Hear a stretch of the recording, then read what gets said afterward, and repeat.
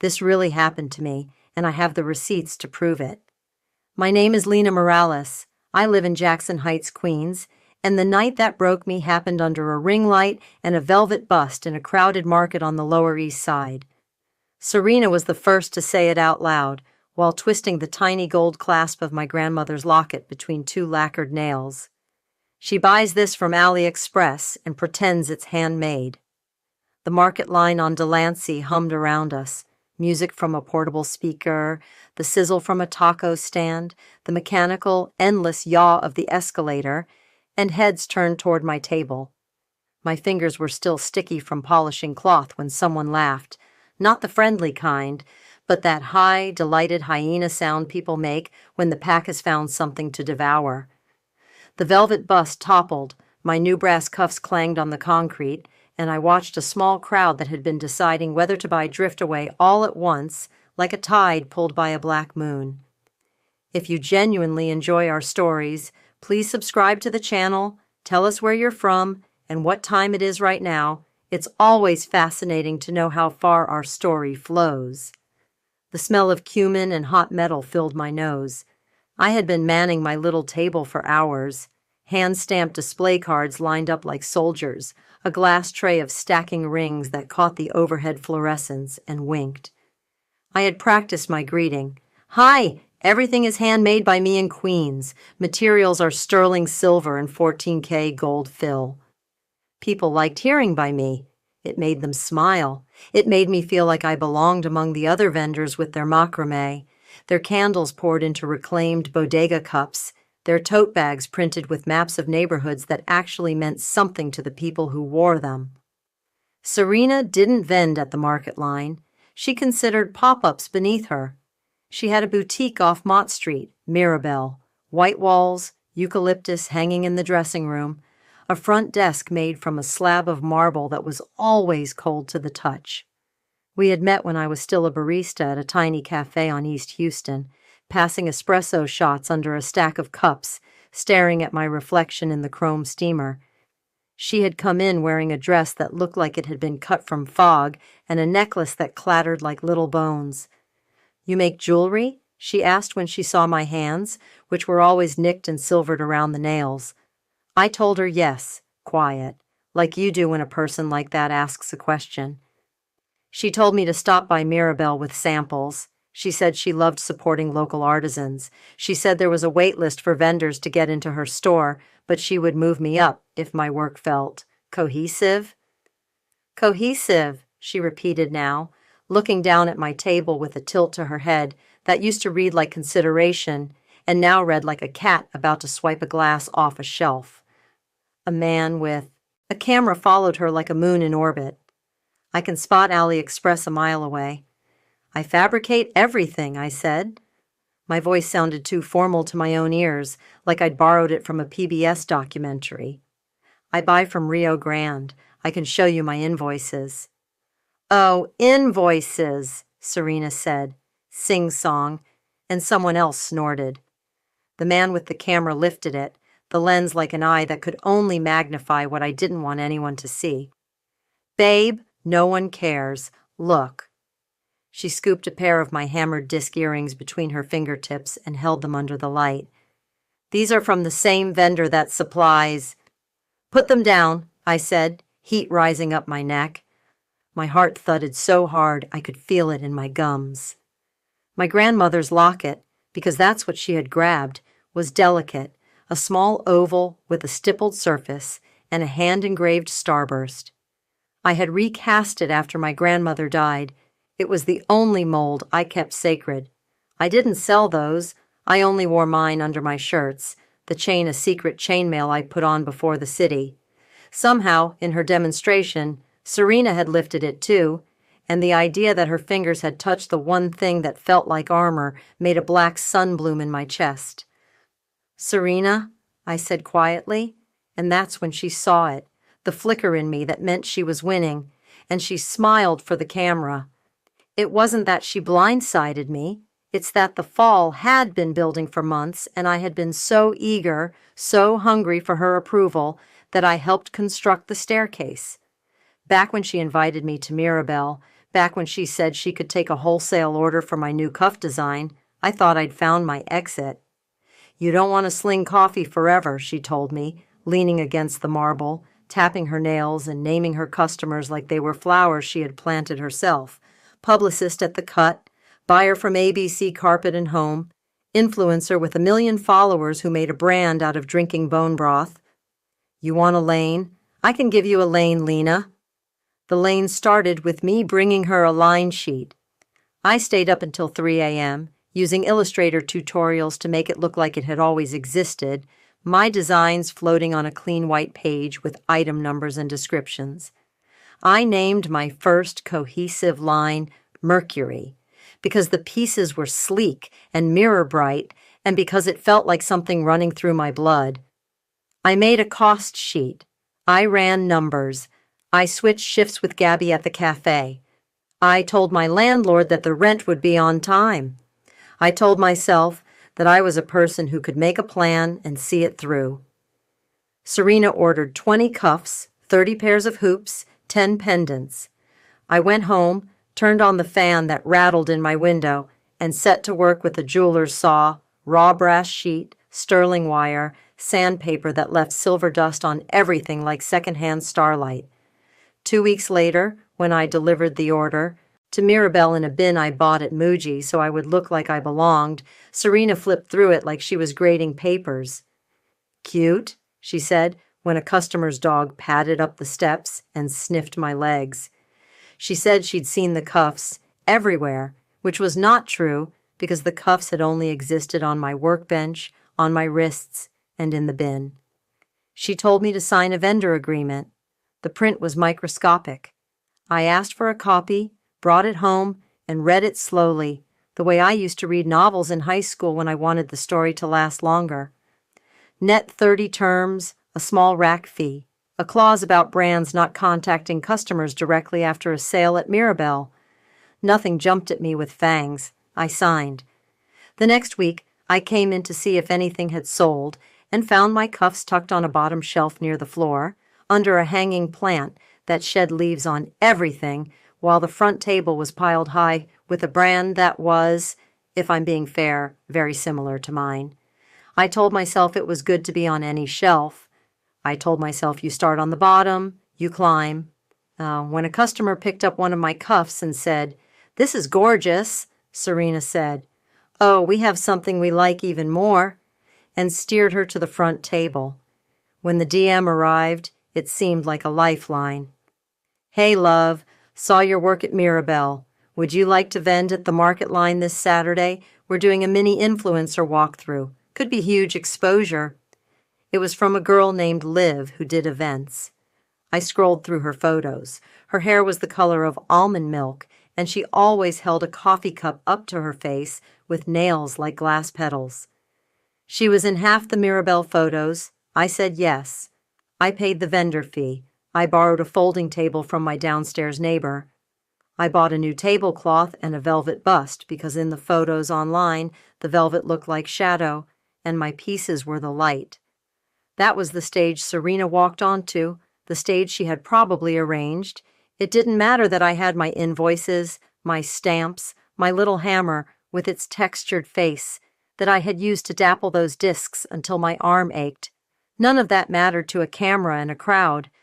The humiliation is slow and biological.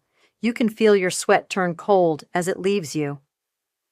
A woman with a tote bag that said Brooklyn but make it fashion made a face like she was smelling something. Someone who had been about to hand me their card put it back in their wallet and drifted to the next table where someone sold candles that smelled like laundromats in thunderstorms. The man with the camera asked Serena to say it again, for B-roll. She did. I said, "My work is handmade," and I sounded like a car GPS that has recalculated one too many times. When they finally moved on, I collected my things like a person cleaning up after a storm. My rings didn't look like little planets anymore. They looked like trash. A girl around my age with a nose stud hovered, and when I met her eyes, she said, "That was messed up. I've bought from you at Canal Street Market. Your pieces don't turn my skin green." I laughed, a sound like a hiccup. She bought a pair of studs and pressed my hand and told me she was sorry, as if sorry could undo the gravity of a black moon. It helped anyway. She left, and I sipped lukewarm water and told myself that I would stay the whole day, like a professional, because professionals don't cry in the bathroom. And then I went and sat on the closed toilet in the industrial restroom and put my forehead on my knees and listened to the flushes echo. Back at my table, I noticed something small and deadly. The tags on 2 of my necklaces had been swapped, tiny white, embossed with Mirabelle's logo. At first I thought maybe I had grabbed the wrong set of tags in the dark of a morning, but I don't own that logo. I had never held those tags. They were knotted onto my chains with neat little bows, the kind of careful malice you only see when someone has practiced. My own tags, the ones I hand-stamped Lina Morales jewelry into, 1 crooked letter at a time, were on a competitor's acrylic tray, 2 stalls over, tucked under a pile of gold-plated chains that did, in fact, smell faintly of pennies. I didn't make a scene. I unknotted the bows with fingers that shook and put my own tags back on my work. I handed the other vendor her bag of tags. She blinked, then frowned, then shrugged, the way you shrug if you don't want to make enemies with the person who might someday get you a booth at Renegade. I kept my face still. I stayed to the end. I sold enough to cover the fee. I packed up my table into my wheeled suitcase and rolled it over the pitted sidewalks to the F train and sat there, my palms black with metal dust, and watched a woman in a UT Austin hoodie cry into her phone without making a sound. The next morning, my Etsy shop had a new review that said, "Tarnished in days, also allergic reaction? Think this is drop shipped. Beware." The username was a string of numbers, no profile picture. I clicked on it. The account had been created the day before. I clicked again and again, like an animal worrying a trap. On Instagram, someone had tagged me in a story, a repost of Serena's video from the market, cut to make me look like I was clutching the necklace like a thief, captioned, "Oh, when they say handmade, but you've seen the vendor." I reported it. Instagram replied with a shrug. My Shopify dashboard showed a sudden spike in traffic and then a cliff. The messages piled up. Do you plate your gold? Will this turn green? Do you rip designs from TikTok? I wrote back carefully, as if each word might be used as evidence. Inside me, suspicion turned from smoke to metal, something heavy enough to hold. Serena had planted this, the tags, the video, the review that pretended to be an allergic rash. At Mirabelle, my cuffs were now displayed on a different shelf, gone, entirely. I walked in and felt invisible in my own skin. The clerk, a girl with hair sleek as if it had been carved, told me Serena was out. I asked if any of my items had sold.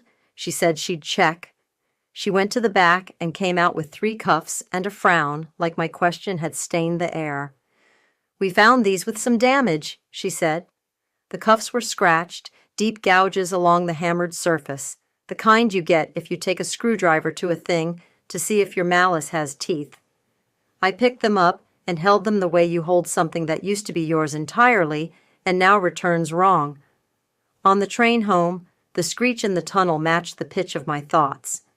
I did what I always do when I'm cornered. I made lists. I listed my materials, my suppliers, the dates I had placed orders, the day of the market, the time of the video, the name of the event planner in my DMs. I wrote, "Find proof." I wrote, "Stop bleeding." I wrote, "You are not crazy." I made a folder on my desktop called Mirabelle, like naming it would give me a measure of control. I pulled my invoices from Rio Grande and Albuquerque, the order confirmations with item numbers and dates and quantities. I screenshotted Serena's story before it vanished. I saved the comments like little gnats trapped under a clear glass. I wrote to Etsy to contest the review. I messaged the nose stud girl who had bought studs from me, her username was Kikido as nails, and asked if she would write an honest review if I refunded her purchase. She sent me a voice note where she said, "Girl, that lady is a witch," and laughed in a way that wasn't cruel, like her laughter could build something instead of knocking it down. Gabby from the cafe called me on my walk back from the train, and I told her the whole story. She cursed in Spanish in a way that made the air feel warmer. "You want me to go with you to that store?" she asked. "I'll bring my biggest hoops."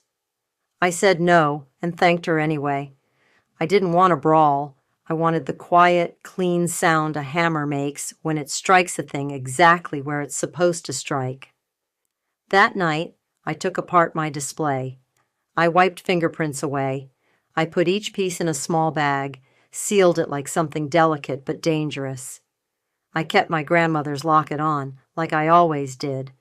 I sat at my workbench, actually a salvaged kitchen table from a Craigslist ad, and stared at my sketchbook. My sketching hand felt stiff. I drew circles and squares until lines made sense again. Under the desk lamp, my tools were faithful strangers: the needle files, the flush cutters, the rawhide mallet, whose handle I had sanded smooth with my thumb over months. I tapped the locket between my collarbones and remembered the story my grandmother told me about how she'd pawned the original chain once during a hard winter in Washington Heights and then bought it back with tips from cleaning offices on Sundays. "A woman keeps the things she will need to feel like herself," she had said, and kissed my hair. At midnight, the first answer that felt like a plan arrived as calm as cool water. I would watermark the next thing I made in a way you couldn't see until you knew where to look. A micro-engraving, my initials, hidden on the inner curve of a cuff. I had done it before for fun. Now it would be my tripwire. If those initials appeared anywhere outside my studio, I would know that someone had taken from my table to make a copy, and I would not smile and be small about it.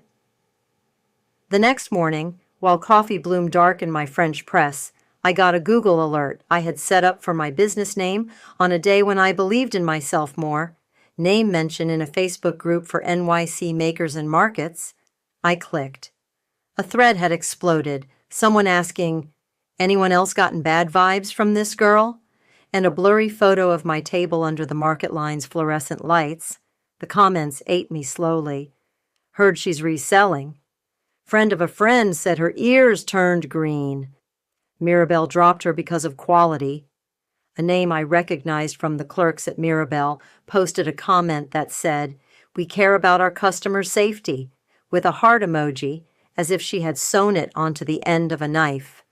I was about to close my laptop when a new DM slid into my inbox like a hand under a door. "We haven't met. I used to work at Mirabelle. I think you should see something." Kira. There was a Dropbox link, a password, and a sentence that took the air out of my lungs. "He doesn't delete his emails. She thinks he does." The password was the boutique's Wi-Fi password, Mirabelle Guest 2025, and when I typed it, I was inside a folder of PDFs, screenshots, and one thing that made my hands go cold: a spreadsheet titled Influencer Walkthrough Talking Points. Under my name, Lena Morales, it said, "Position as likely reseller, question authenticity, watch for reaction." I scrolled farther. There were emails between Serena and Liv, timestamps, the sentence, "Make sure camera catches her labels," the words, "We'll nudge traffic elsewhere." There was more, a purchase order from a garment district supplier for hammered disc earrings, with a photo so close to mine I had to squint to find where the differences lived. My heart moved down into my stomach. The file names flickered by like accusations, dull and relentless. And then the last screenshot knocked the rest of the breath out of me, because it wasn't just a plan, it was a ritual they had practiced. Serena at a bar at the Standard, Highline, holding up one of my cuffs, zoomed in on the inner curve where, if you knew where to look, you could just make out two small letters only I would place there, gleaming like a secret pulled into the light. Kira had named the folder Basil, probably to hide it in plain sight on a shared desktop, but what it held was fire.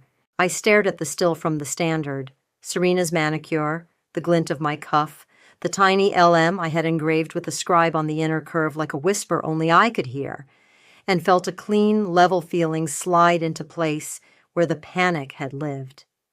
I turned the locket at my throat, let the starburst ride against my skin, and typed back, "Can we meet? Anywhere public. Coffee's on me. We met at Veselka on 2nd Avenue because nothing bad can happen over pierogi and dill. She was younger than I expected, freckles arranged like punctuation across her nose, hair in a messy bun that said she had once cared a lot about looking like she didn't care. She slid into the booth across from me and didn't smile until the waiter poured coffee. "I'm not doing this because I'm noble," she said, stirring cream into a galaxy. "I'm doing it because she said I was dead weight in front of a vendor I brought in, and because I saw how she was with you, she thinks makers are props." "She took my piece," I said. I didn't dress the words up. "That photo, those are my initials." Kira nodded, eyes tired but bright. "They do this constantly.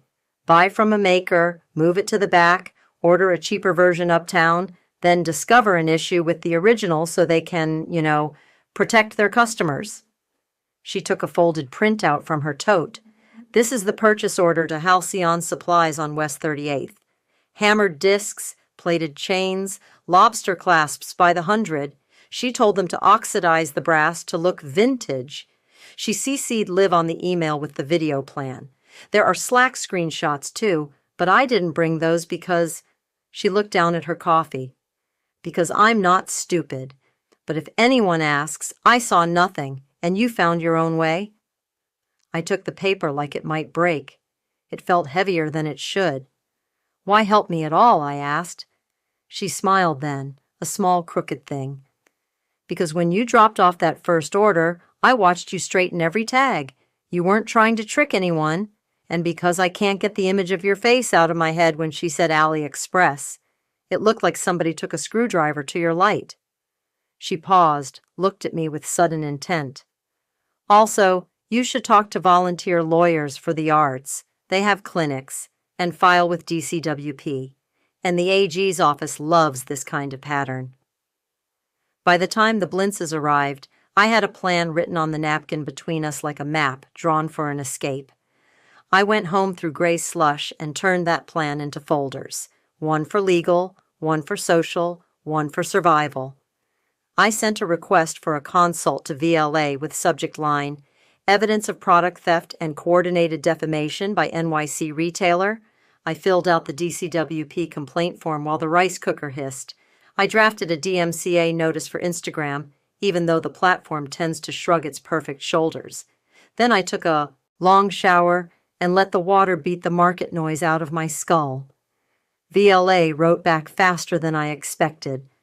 A woman named Priya answered with bullet points that were as soothing as a lullaby to a person like me.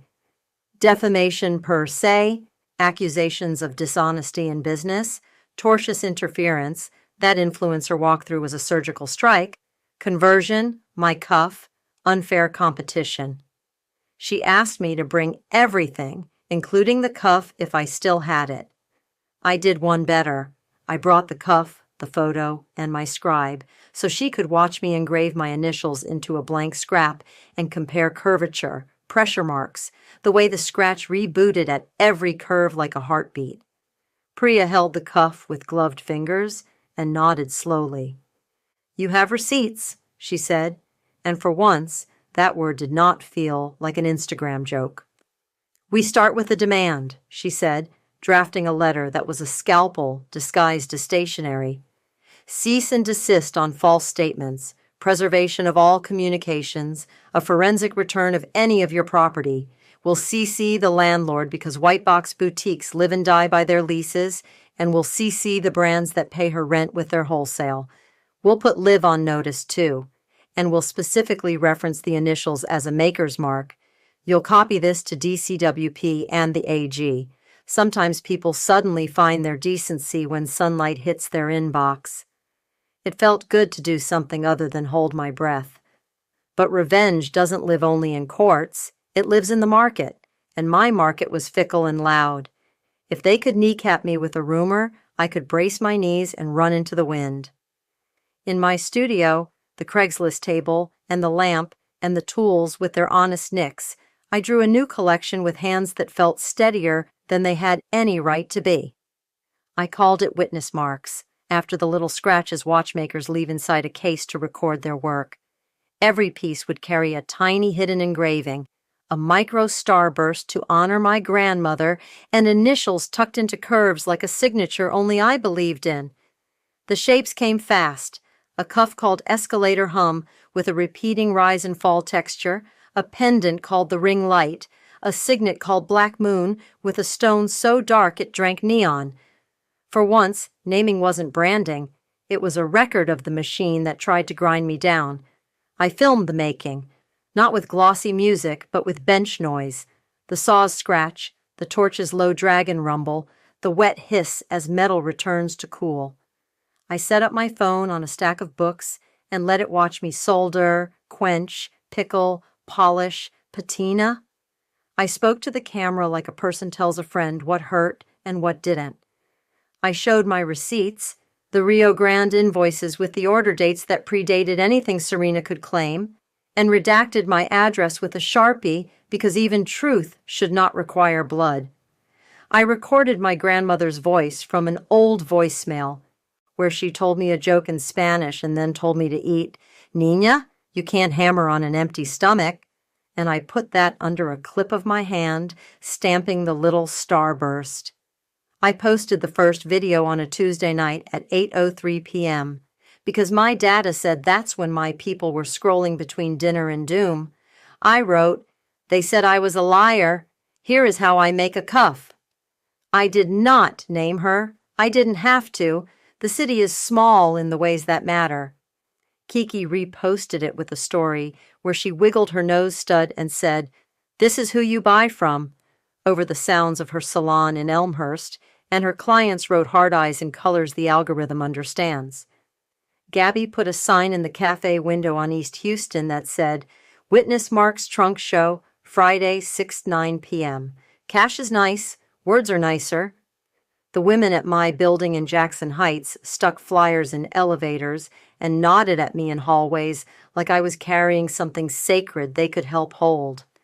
The letter went out. The DMCA went in. DCWP accepted the complaint. In the Facebook group, a moderator pinned a post about vendor slander with a link to a guide on how to check hallmarks and materials. Every early comment that called me a scam was answered by 3 people with photos of my pieces in their ears and on their wrists, and testimony about showers taken and summers sweated through with no green skin in sight. Someone dug up a podcast episode where Serena bragged, very gently, about training customers to trust curation over provenance. Liv's account went private, then public, with a Notes app apology that managed to say sorry 4 times without mentioning the things she had done. She included a black heart. People were tired of black hearts. On Thursday, the landlord's lawyer emailed Priya, CCing Serena, with a sentence that was so simple it tasted metallic. Per paragraph 12C of the lease, tenant shall operate in a manner that does not bring material negative publicity to the premises. Priya smiled without teeth. "Sunlight," she said again, like a benediction. Friday at 5:58 p.m., a line formed outside Gabby's cafe. I didn't know anyone, and I knew everyone. The women who pressed cash into my hand and said, "For supplies," the guy in a Mets hat who whispered, "My sister works at DCWP, good complaint," the older lady who touched my locket lightly, and said she had one just like it, and she wished her granddaughter would wear it. Gabby had moved the tables to the side and covered the bar in brown butcher paper. I lined up the pieces with hands that shook with something that was not fear. Each item had a card with a QR code that linked to the making video, a note about materials, a tiny stamp that said "Witness Marks" in block letters like a juror's slip. Kira came, stood in the corner with a coffee, and eyes like a bodyguard. When my phone buzzed with a text from Priya, "They've received the demand. Counsel retained. They want a phone call Monday." I didn't feel like I had won anything yet. I only felt like I had managed to get air into a room that had been closed for too long. We opened at 6. At 6:03, the first Escalator Hum cuff left, with a woman who said, "I watched you make this on the train," and I had to hold the table with both hands to keep from floating away. At 6:20, the square reader hiccuped from use, and Gabby slapped it like a stubborn TV until it remembered its job. At 7:10, a group of girls from LaGuardia High School crowded around my table and asked me how to get into the kind of trouble that leaves initials inside metal. At 8:49, Kiki came straight from her last manicure and bought the ring light for herself. She pressed her forehead to mine like a blessing. At 9:01, when we turned the sign to closed, I had 12 orders on Shopify, 87 in-person sales, and a fear in my chest that if I moved, I would dissolve. I didn't sleep, and it didn't matter. I wrapped orders on my kitchen table with tissue paper that made a sound like wings. I wrote notes that started to blur because I insisted on writing them with a fountain pen, like a romantic fool who believes ink means something. I printed labels at the Roosevelt Avenue post office kiosk that smells like dust and hope, handed boxes over the counter to a clerk who said, "You again?" and smiled when I nodded. The next day, the online drop opened at noon. By 12:04, 30 orders. By 1:10, 100. I watched the little chime on my phone, the one I had once turned off because it made me feel like I was failing when it didn't ring, pipe up over and over like a bird convinced spring would return. By Sunday noon, 48 hours after I had posted a bench video that was more truth than production, the collection was marked sold out, and I sat on my floor and cried the way a person cries when they know how much hammering it took to make a round limb out of square wire. The legal piece moved slower, as law does. Serena's counsel called Priya on Monday and said misunderstanding, in a tone that suggested she had misunderstood that I was a person who hadn't been raised in a field. The DMCA takedown landed. The influencer video coming down with a gray square where my humiliation had once lived felt like watching a window close in a building I no longer had to stare at. DCWP emailed to inform me that they were reviewing patterns of complaint. The AG's office sent an auto reply that nevertheless included the phrase, "We will reach out if further information is required," which made me laugh because the state speaks like a robot that grew up to be a judge. Priya wanted discovery. Serena wanted to avoid it. That's the thing about people who live on marble. They do not enjoy anyone looking under the slab. In the end, it was not righteous fire that moved them. It was the landlord, who had seen enough tags on Instagram with the store geotag and words like scam and reseller to know his investment was bored of this tenant. The lease that was flexible when she wanted to host walkthroughs turned suddenly rigid when the word investigation appeared in emails. A meeting was arranged at Priya's office near Bryant Park. I wore my best jeans and a blazer that fit me like a reminder to square my shoulders. Serena arrived late, white cup in hand, scent clouded in something expensive that pretended to smell like fresh air. Her cheekbones were as sharp as ever. She did not look at me.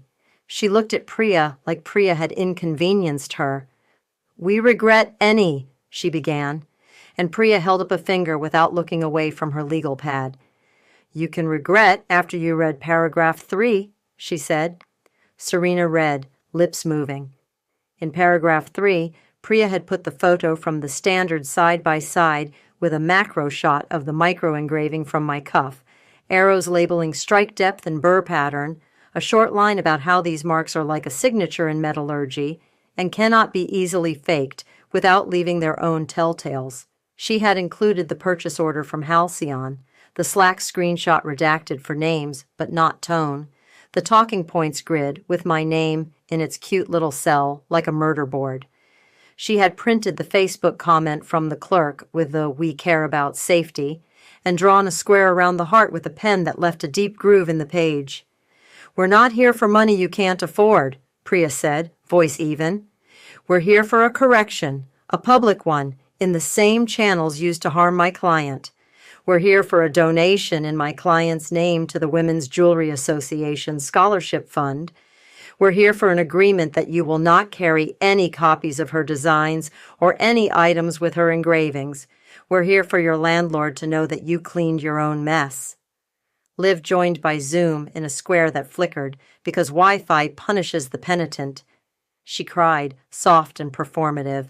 Serena did not. She said, "This will kill my Q4." and looked at me for the first time, eyes flinty with a calculation that had once made me straighten my tags and now made me pity her a little. "You think makers can survive without stores?" she asked, not quite able to hide the tremor. I looked at her and thought of the line at the cafe, of Kiki's forehead on mine, of the post office clerk saying, "You again?" with a wink, of my grandmother's voice under the hiss of quenching.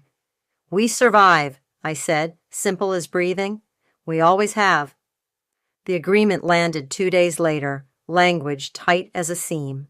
She posted an apology with comments on, and this time she named the thing. She took the video down and said why.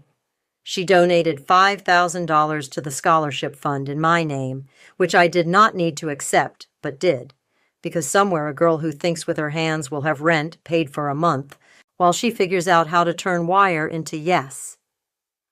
The boutique's front table that had once been piled high with a brand suspiciously close to mine featured local makers for a week like a penance prayer. Customers still whispered.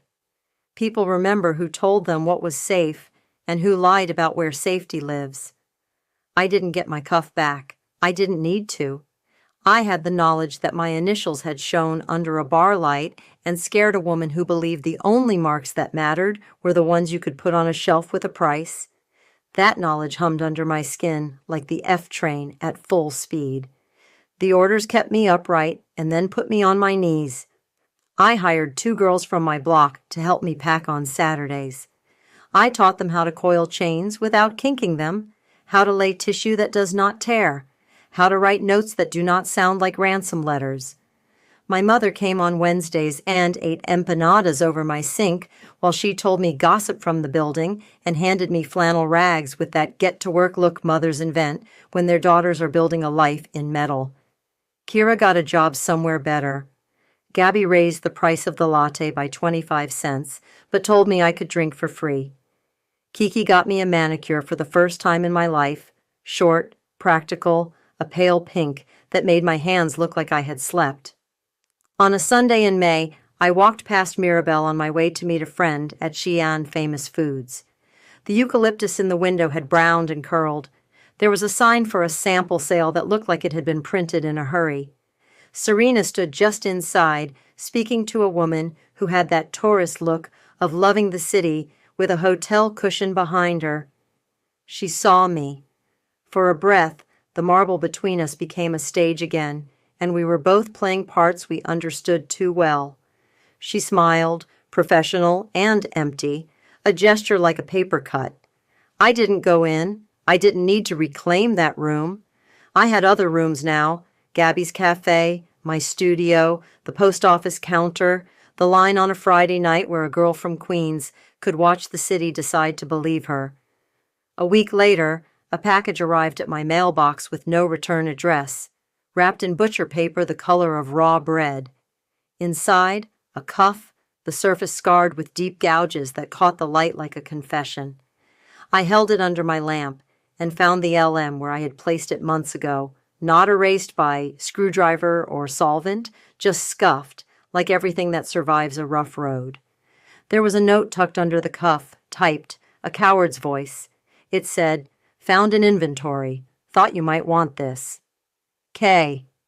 Not Kira, not anyone I could thank. The kind of K a city puts on a deed when it wants to say ownership is complicated. I didn't mount it on a wall like a trophy. I put it in a drawer with my first saw blade, the one that snapped because I jerked instead of letting the metal teach me where it wanted to go. Sometimes, when I am sanding a Bizel and the radio in the window of the bodega downstairs is playing a song that makes the pigeons hop, I take it out and hold it. The gouges shine like little rivers.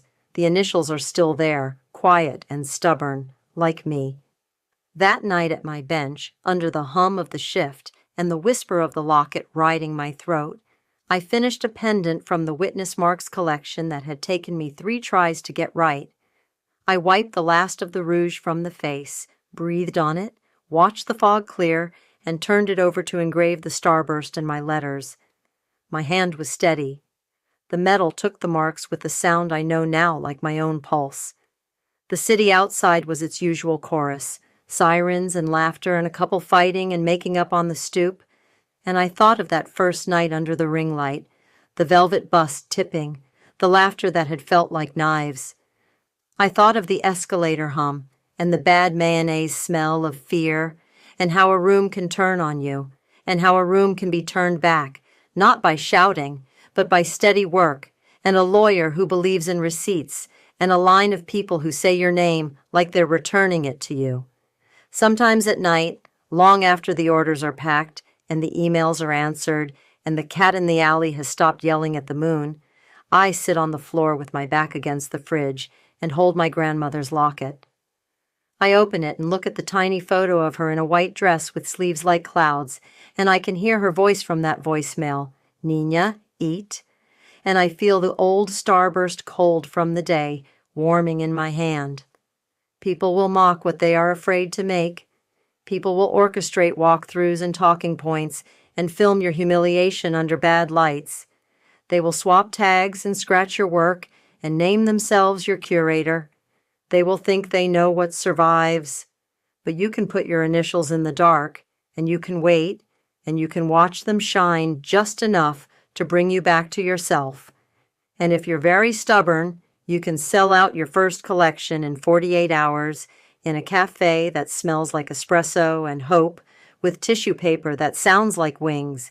And you can sleep for a day and wake up and do it again, because the revenge is not the donation or the apology or the letter on letterhead.